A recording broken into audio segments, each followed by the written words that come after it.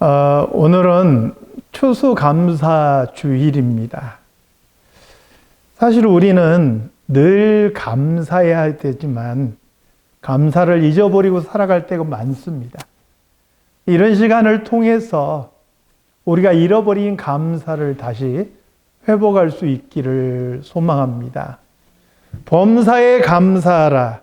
이것이 그리스도 예수 안에서 너희를 향하신 하나님의 뜻이니라. 데살로니가전서 5장 18절에서 이렇게 말씀합니다. 범사라는 말은 모든 일입니다. 여기서 모든 일이라는 게 좋은 일만 말하는 게 아니잖아요. 안 좋은 순간에도, 그리고 내 앞에 아무런 일이 안 일어나고 있는 순간에도, 그러니까 기쁠 때나 슬플 때나 고통스러울 때나 아니면 그냥 평안한 때나 그 어느 순간에도 하나님 앞에 감사하라는 것입니다. 이게 쉬운가요? 사실은 쉽지 않습니다. 그럼에도 불구하고 위기와 고난 속에서도 감사할 수 있는 것, 이게 진짜 성숙한 그리스도인. 그래서 그 사람의 신앙이 얼마나 성숙해져 있는지를 볼 수 있는 그 기준이 뭐냐? 그 사람이 얼마나 감사하며 살아가느냐. 원망과 불평이 있을수록 신앙이 어린 거예요. 아이들은 원초적으로 배부르면 울고 그냥 응가하면 울고 자꾸 그렇잖아요. 그러니까 자꾸 원망이 나오고 불평이 나오고 때가 나오면 그건 신앙이 아직 어리다는 거예요.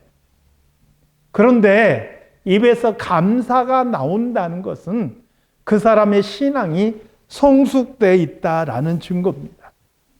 이것을 제대로 보여주고 있는 사람이 바로 다윗입니다. 저는 오늘 다윗의 모습을, 감사의 모습을 두 가지로 함께 나눠보고자 합니다. 다윗은 그의 인생에서 가장 평안하고 가장 잘 되었을 때 하나님 앞에 감사했어요. 그게 내가 잘난 것이 아니고 나에게 주신 하나님의 은혜임을 알기 때문에 감사했다 하는 거예요.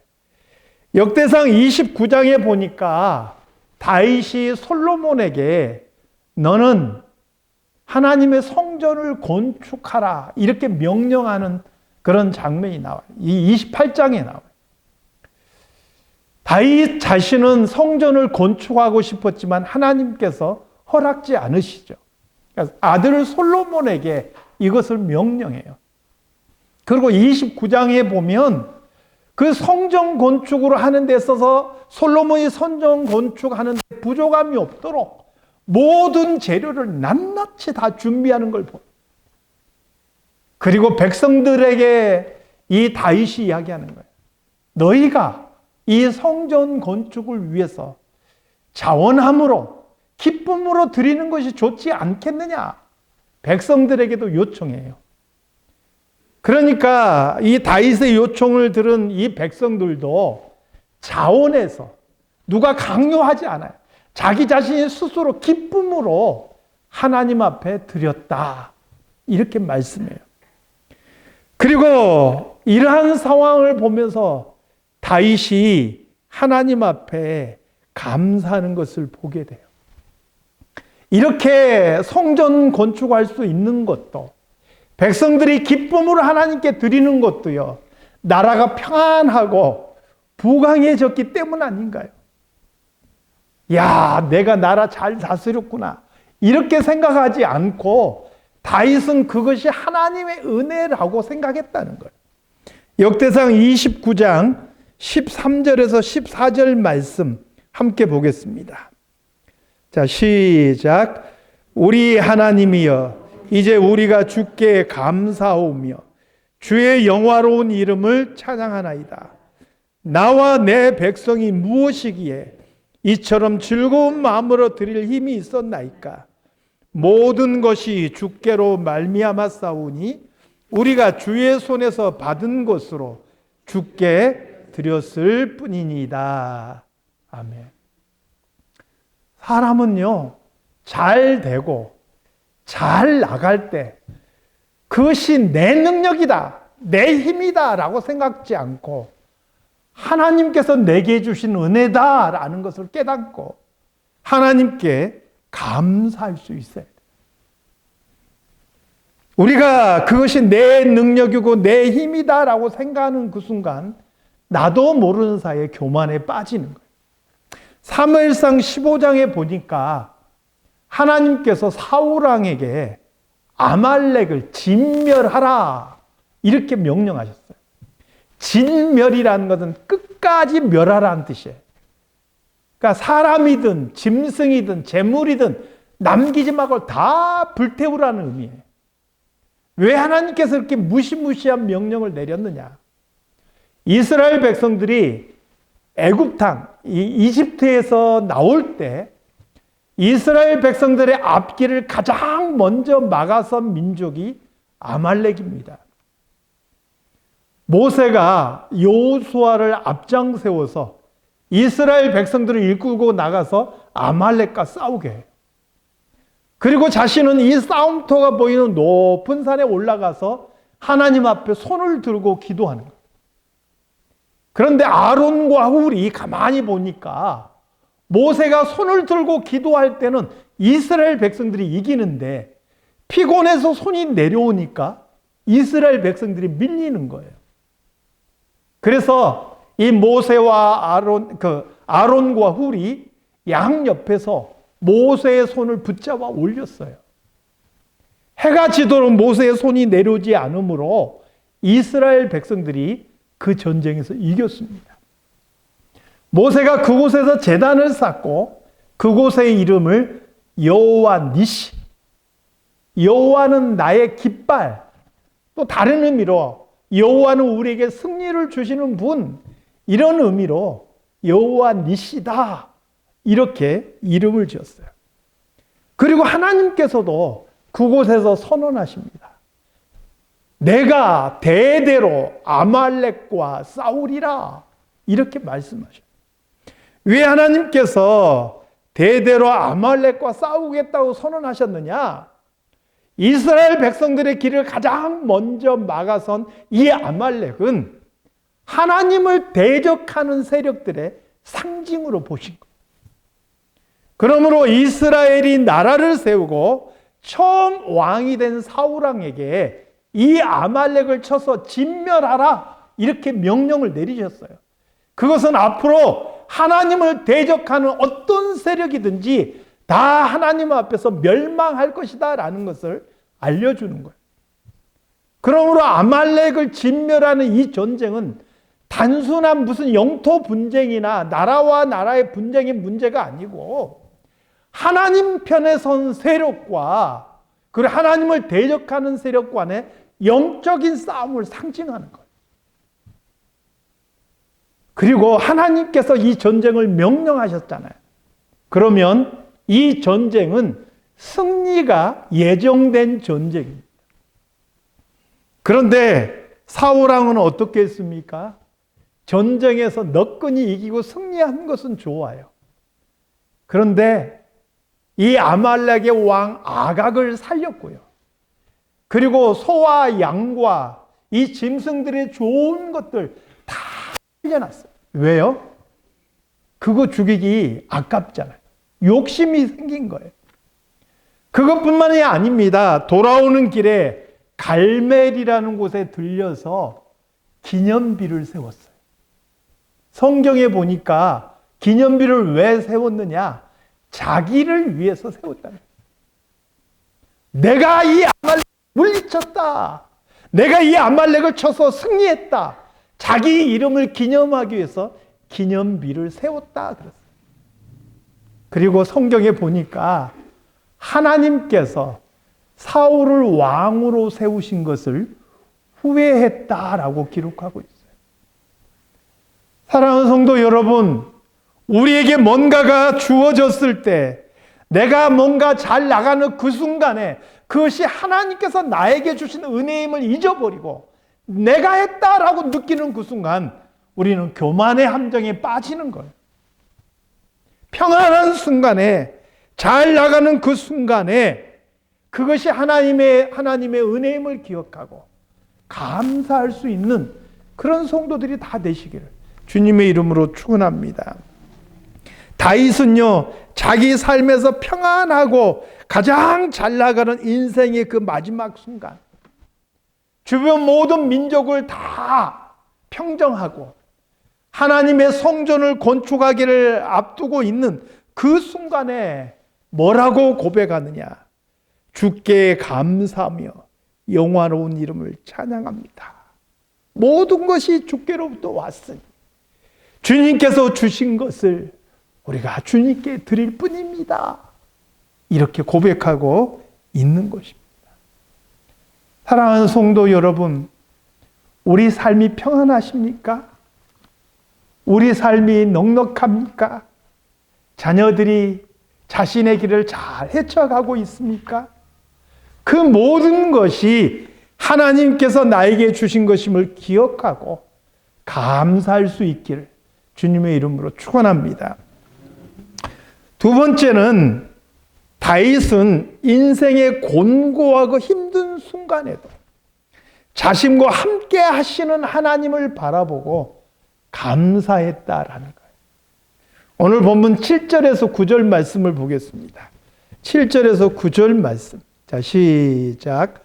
하나님이여, 내 마음이 확정되었고 내 마음이 확정되었사오니 내가 노래하고 내가 찬송하리이다. 내 영광아 깰지어다. 비파야 수금아 깰지어다. 내가 새벽을 깨우리로다.